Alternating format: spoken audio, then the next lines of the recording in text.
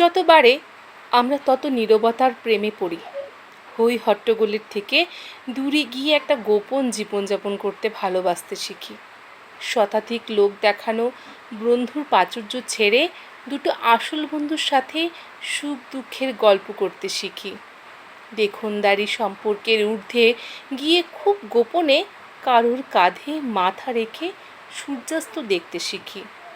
কে সারাটা জীবন পাশে থাকতে এসেছে আর কে সামান্য ঝড়ে খড়কুটোর মতন উড়ে যাবে বুঝতে শিখি।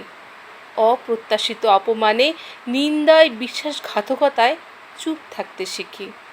কার কথা ভেবে চোখের জল ফেলা উচিত আর কার কথা ভেবে এক ফালি হাসি হেসে এড়িয়ে যাওয়া উচিত বুঝতে শিখি।